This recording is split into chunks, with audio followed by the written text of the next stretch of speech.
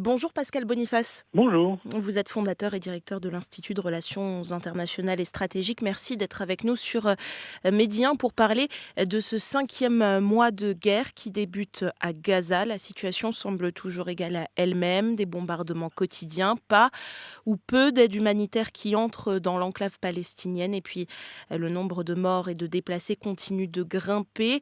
On fait donc le bilan. Première question, Pascal Boniface. Au départ, Israël affirmait qu'il s'agissait d'une réplique après les attaques du Hamas le 7 octobre. Au bout de 4 mois, on a largement dépassé le stade de réplique. Quel est aujourd'hui l'objectif d'Israël ?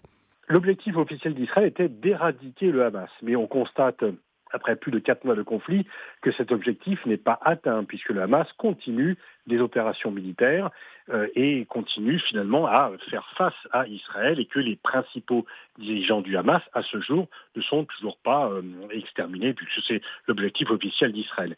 Mais c'est l'objectif, on voit bien que les moyens pour y parvenir sont tout à fait disproportionnés parce qu'en réalité, Israël s'attaque non pas au Hamas, mais à la population palestinienne. Les 8 000 enfants qui ont été tués, les 10 000 enfants qui ont été amputés et de nombreux sans anesthésie ne sont pas des militants du Hamas, ce sont des victimes civiles innocentes ainsi que les milliers de femmes qui ont également été tuées. La plupart des civils qui ont été tués sont des femmes et des enfants et donc on voit bien qu'au-delà de l'objectif officiel dont on peut s'interroger sur la pertinence, eh bien, c'est une véritable guerre à la population civile de Gaza qu'Israël mène. Et finalement, lorsque certains disent qu'il faut distinguer les victimes du terrorisme des victimes de guerre, les victimes de guerre peut-être peuvent être considérées comme des victimes de guerre si ce sont des soldats ou des miliciens, pas lorsque ce sont des civils.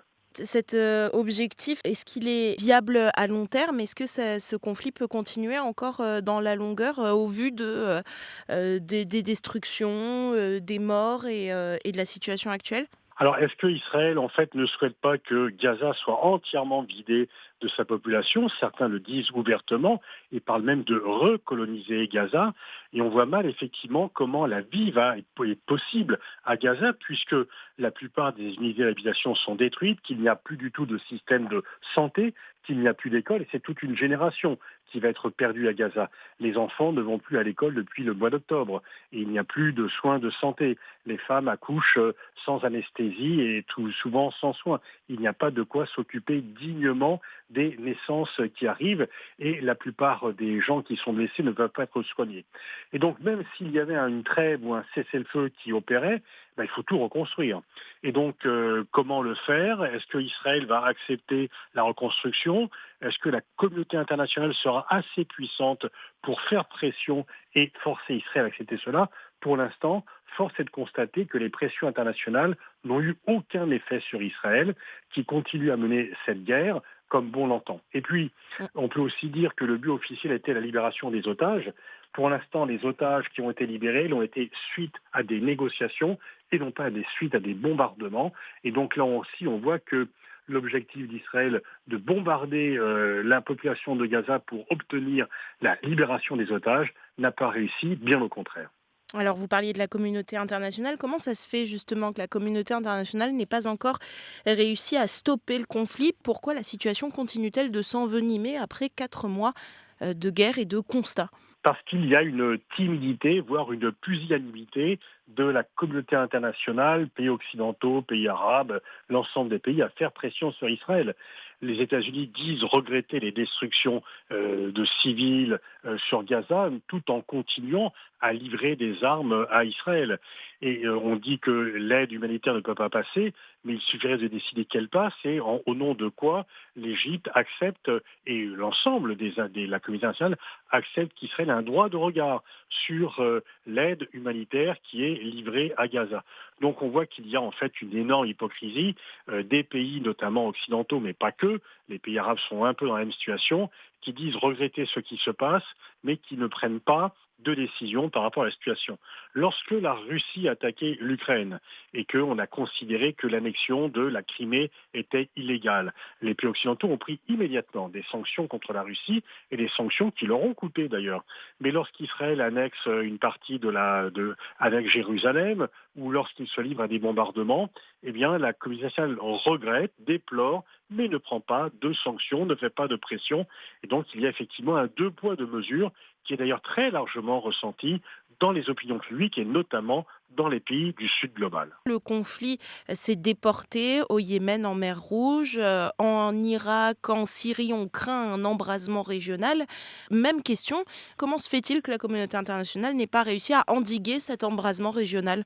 Parce qu'effectivement, on n'a pas les grandes puissances non plus le contrôle de la situation et le fait de laisser les Houthis arrêter leur bombardement s'il y avait un cessez-le-feu sur Gaza, ils l'ont dit.